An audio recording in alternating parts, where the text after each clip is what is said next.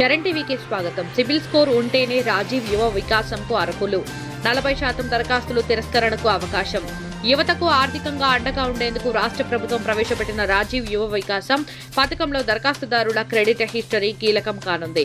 ఇప్పటికే పథకం కింద భారీగా దరఖాస్తులు వచ్చాయి. అయితే గతంలో బ్యాంకుల నుంచి లోన్లు తీసుకుని చెల్లించని వారి దరఖాస్తులను తిరస్కరించే దిశగా ప్రభుత్వం కార్యాచరణ చేపట్టింది.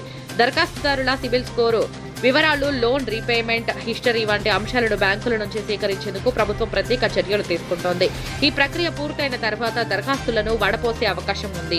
అధికారుల అంచనాల ప్రకారం మొత్తం వచ్చిన దరఖాస్తుల్లో సుమారు 40% వరకు అప్లికేషన్లు తిరస్కరించబడే అవకాశం ఉంది. దీనివల్ల పథకానికి అర్హులైన నిరుద్యోగ యువతకు మాత్రమే ఆర్థిక సహాయం అందించాలన్న లక్ష్యంతో ముందుకు వెళ్తున్నారు. యూనిట్ ఖర్చు ఆధారంగా సబ్సిడీ లోన్ శాతాలు ఇలా 50,000 వరకు ఖర్చుతో ఉండే చిన్న ప్రాజెక్టులపై 100% సబ్సిడీ లభిస్తుంది. బ్యాంకు రుణం అవసరం లేదు. 5,001 రూపాయల నుంచి ₹1,00,000 యూనిట్లకు 90% సబ్సిడీ, మిగతా 10% బ్యాంకు రుణం రూపంలో ఇవ్వబడుతుంది.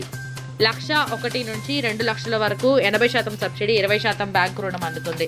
2,01,000 రూపాయల నుంచి 4,00,000 వరకు 70% సబ్సిడీ, మిగతా 30% బ్యాంకు రుణంగా ఇవ్వనున్నారు. ఈ విధంగా యువత వారి ప్రాజెక్టు స్థాయి ఆధారంగా తగిన మౌలిక సహాయం పొందవచ్చు. అయితే బ్యాంకులు రుణం ఇచ్చే ముందు దరఖాస్తుదారుల క్రెడిట్ హిస్టరీను పరిశీలించనున్నాయి. గతంలో లోన్ తీసుకుని తిరిగి చెల్లించిన వారి దరఖాస్తులు తిరస్కరించే అవకాశం ఉంది. ఈ నేపథ్యంలో గతంలో ఎలాంటి లోన్లు తీసుకోకపోయినా లేదా తీసుకునే సమయానికి తిరిగి చెల్లించిన దరఖాస్తుదారులకు ఎక్కువ అవకాశాలు ఉండనున్నాయి. కాబట్టి దరఖాస్తుదారులు తమ క్రెడిట్ స్కోర్ను ముందుగానే పరిశీలించుకోవడం మంచిదని అధికారులు సూచిస్తున్నారు.